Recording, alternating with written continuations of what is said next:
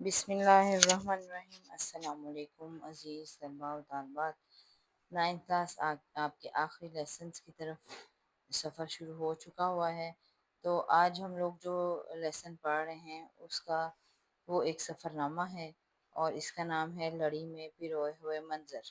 سبق نمبر آپ کا 10 ہے بک میں، اور اس کو ہم آدھے سے زیادہ کو پڑھ چکے ہیں 2 پارٹس میں۔ آج ہم لوگوں نے 3 پارٹ میں پڑھنا ہے۔ امید ہے کہ آپ کو لیسن کی سمجھ آ رہی ہوگی۔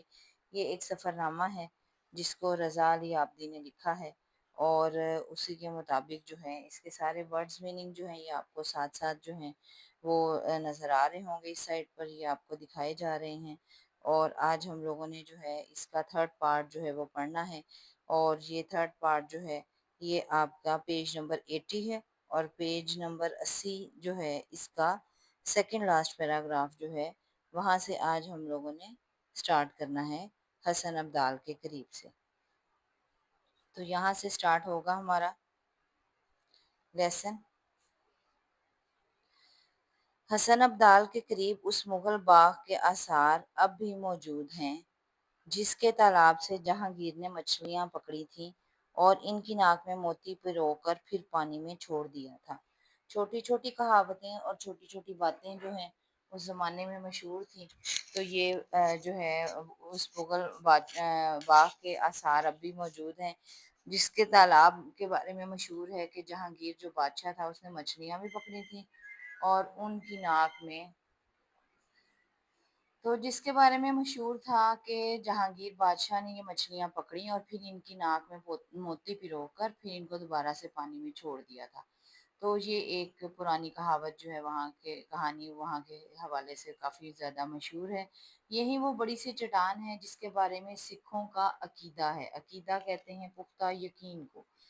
عقیدہ ہے کہ اسے بابا ولی کندھاری نے پہاڑی کے اوپر سے لڑکا دیا تھا۔ لڑکا دیا تھا کا مطلب ہے دھکیل دیا تھا، اور نیچے بابا گرو نانک نے چٹان کو اپنے ایک پنجے پر روک لیا تھا۔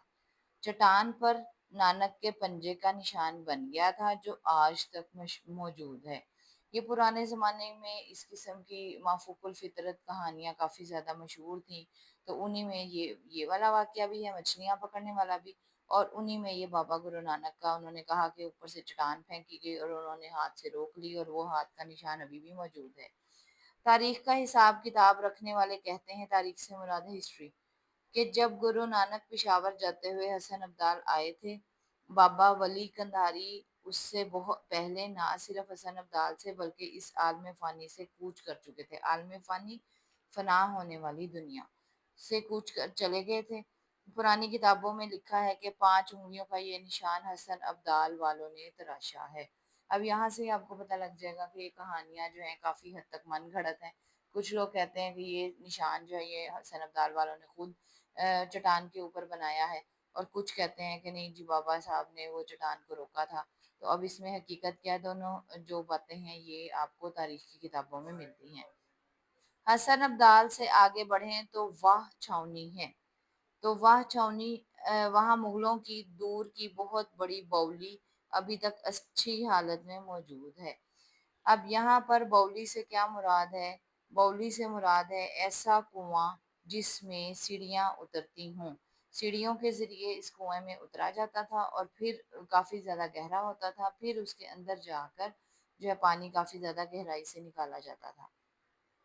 کسی زمانے میں لوگ ان کے مویشی اور ہاتھی گھوڑے باولی کی سینکڑوں سیڑھیاں اتر کر سیراب ہوا کرتے تھے، اور کیونکہ سیڑھیاں ہوتی تھی تو بہت سارے جانور اور ہاتھی اور گھوڑے جو ہے نیچے اترتے تھے۔ اب لوگ یہ مشقت نہیں کرتے بلکہ پمپ کے ذریعے سے پانی کھینچ لیتے ہیں۔ اب زمانے نے تھوڑی ترقی کر لی ہے، تو سیڑھیوں والے کنویں پہ اترنے کی بجائے وہاں پمپ لگا دیے گئے ہیں اور لوگ پمپ کے ذریعے پانی کو اوپر کھینچتے ہیں۔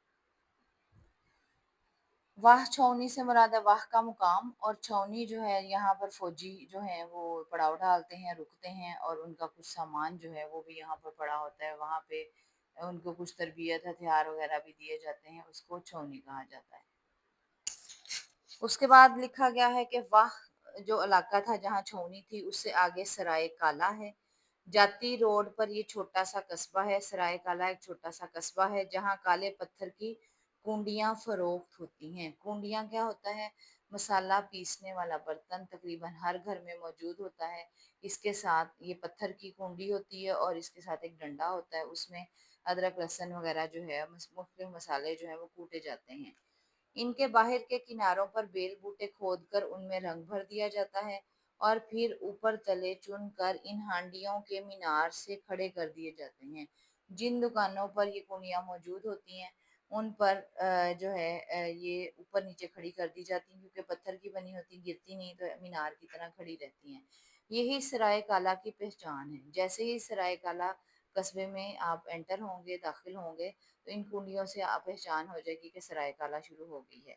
یعنی ہر دوسری دکان پر آپ کو کنڈیاں پڑی ہوئی نظر آئیں گی۔ ظاہر ہے کہ کبھی اس جگہ مسافروں کے لیے سرائے رہی ہوگی، سرائے مسافر خانہ، تو کبھی یہاں پر مسافروں کے لیے مسافر خانہ بھی رہا ہوگا۔ جہانگیر نے بھی یہاں پڑاؤ ڈالا تھا۔ جہانگیر بادشاہ بھی یہاں جنگ کے دوران کسی وقت جو ہے آیا تھا اور یہاں رکا بھی تھا۔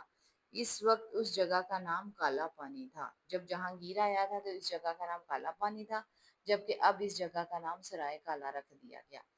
ایک دلچسپ بات یہ ہے کہ شیر شاہ سوری اور مغلوں کے زمانے میں جو ہزاروں سرائیں بنائی گئی، مسافر خانے بنائے گئے، ہوٹل وغیرہ کا رواج نہیں تھا، تو ہوٹل جو ہے ان کی جدید صورت ہے اور سرائیں جو ہیں مسافر خانے ان کی پرانے زمانے کی جو صورتحال ہے اس کو کہا جاتا ہے، بنائی گئی تھیں۔ بعد میں ان کے گرد بستیاں آباد ہوتی گئیں۔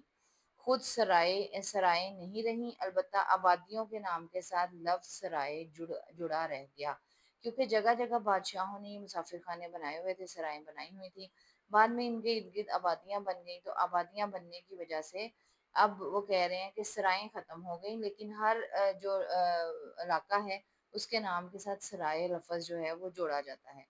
مردم شماری کے ریکارڈ سے پتہ چلتا ہے، مردم شماری کہتے ہیں انسانوں کو گننا، کہ پاکستان میں کئی سو شہروں، قصبوں اور دیہات کے ناموں کے ساتھ لفظ سرائے لگا ہوا ہے۔ اگر نقشے پر ان تمام مقامات کو لکیروں سے ملایا جائے تو کیا قدیم سڑکوں کا نقشہ خود بخود نہیں ابھرے گا؟ اب یہ انہوں نے کوشچن کیا ہوا ہے، پرانی سڑکوں کا نقشہ وہ کہہ رہے ہیں خود بخود سامنے آ جائے گا اگر ہم ان سرائیوں کو، ان کی سڑکوں کو جو ہے نقشے کے مطابق جو ہے وہ جوڑیں تو۔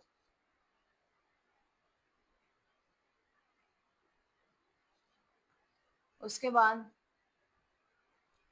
نیکسٹ جو ہے پیراگراف میں وہ بتا رہے ہیں کہ جہاں یہ سرائے کالا ہے وہاں سے صرف چند کلومیٹر دور ٹیکسلا کے کھنڈر بھی ہیں۔ وہی ٹیکسلا جو ہندوستان کے تاج میں ایسے نگینے کی طرح جڑا تھا جس سے پھوٹ کر گیان دھیان کی کرنیں ایک عالم کو منور کیا کرتی تھیں۔ اب یہ سارے میننگ ہیں۔ نگینہ کہتے ہیں چھوٹے ہیرے کو، گیان دھیان کہتے ہیں خدا کو پہچاننا، اور کرنیں کہتے ہیں روشن کرنا۔ تو کرنیں سے ایک عالم کو ایک دنیا کو جو ہے یہ منور کیا کرتی تھیں۔ تو وہ کہہ رہے ہیں کہ وہاں پر ہی ٹیکسلا میں، ہندوستان کے تاج میں جو ہے ٹیکسلا کے کھنڈر ہیں، اور جو ہندوستان کی خوبصورتی کو کافی زیادہ بڑھا دیتے ہیں۔ وہ شہر اب یہیں آنکھیں بند کیے سو رہا ہے، اور سرائے کالا سے 4 میل آگے مارگلہ کی پہاڑی دیوار بن کر کھڑی ہے۔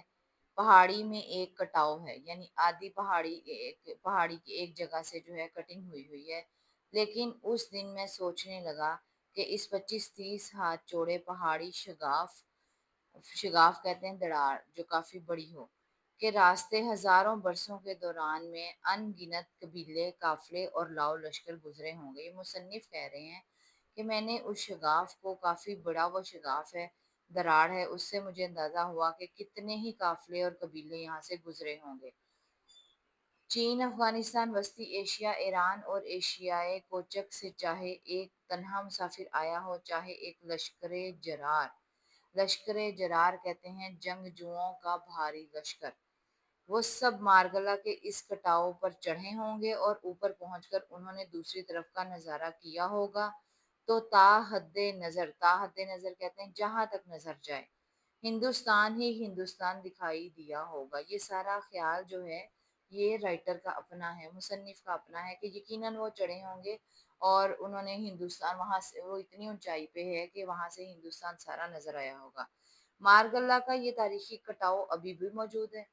जिसे देखना हो फौरन जाकर देख ले, क्योंकि पहाड़ी पत्थर काट काट कर फरोख्त करने वाले व्यापारियों की जदीद मशीनें इस पहाड़ी पर इस तरह टूटी पड़ रही हैं जैसे कंध की डली पर भूखी चींटियां। कंद की डली एक मुहावरा भी है। इसका मतलब है मीठी चीज। जैसे मीठी चीज पर मीठी चीज या चीनी होती है जिसके ऊपर चींटियां बहुत ज्यादा चिपकी होती हैं, तो वो कह रहे हैं कि ऐसे इसके ऊपर इस पहाड़ को मुख्तलिफ मशीनों से काटा जा रहा है और उसके पत्थरों को इस्तेमाल किया जा रहा है। और अब ये जल्दी कटाव जो है और गहरा भी हो जाएगा या फिर शायद खत्म ही हो जाए और आधा पहाड़ रह जाए। तो इसलिए जिसने देखना हो वो फौरन जाकर देख ले, वरना ये कटाव जो है व्यापारियों ने जो चीज़ों की लेन देन करने वाले होते हैं, तिजारत करने वाले होते हैं, उन्होंने इसको जो है ख़त्म ही कर देना है। उसके बाद अगला पैराग्राफ है। बाद में जब अंग्रेज़ों ने ग्रैंड ट्रंक रोड की तामीर शुरू की, तो इंजीनियरों ने इस कटाव से हटकर पहाड़ी में गहरा दर्रा काट दिया। दर्रा कहते हैं दो पहाड़ों का दरमियानी रास्ता। यानी पहले सिर्फ दरार थी, बाद में एक प्रॉपर रास्ता। इंजीनियर जो है वो ही बता सकते हैं ना कि पहाड़ों के दरमियान रास्ता कैसे बन सकता है। तो उन्होंने एक बकायदा दर्रा बना दिया जिससे आना जाना आसान हो गया। अलबत्ता बुलंदी पर इस सड़क के आसार अभी मौजूद हैं जो गालबन अकबर ने बनाई थी ताकि काबल पर हमले के लिए यहाँ भारी तोपें आसानी से चढ़ाई जा सकें। तो वहां पर एक बादशाह अकबर ने जो है एक सड़क भी बनाई थी जिसके आसार नजर आते हैं।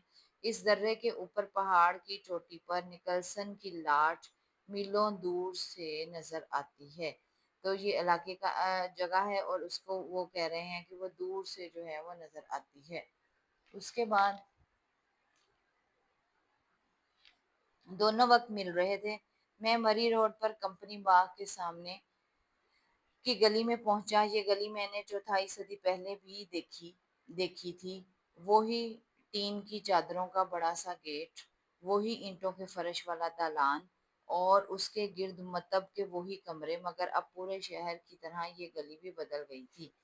तो वो कह रहे हैं कि दोनों वक्त मिल रहे थे का मतलब है शाम का वक्त हो गया है, जब मगरिब असर जो है मगरिब में बदल रहा होता है और उस वक्त आसमान अपना रंग नीले से काला हो रहा होता है, वो वाला टाइम था। मैं मरी रोड पर कंपनी बाग के सामने की गली में पहुंचा। ये गली मैंने चौथाई सदी पहले भी देखी थी, काफी सदी पहले भी देखी थी। और वो कह रहे हैं अभी भी वहाँ टीन की चादरों का बड़ा सारा गेट है और ईंटों का फर्श है और दालान दालान कहते हैं बड़ा हॉल कमरा। और इसके गिर्द मतब कहते हैं शिफा खाना जहाँ हकीम बैठते हैं, कि वही कमरे, मगर अब पूरे शहर की तरह ये गली भी बदल गई थी। अगर कोई नहीं बदला था तो वो गली में खेलने वाले छोटे छोटे बच्चे जो तमाम आलम से बेखबर, आलम दुनिया से बेखबर, तमाम जमाने से बेनियाज बेपरवाह होकर आज भी हाथों में हाथ दिए अपने खेल में मगन थे।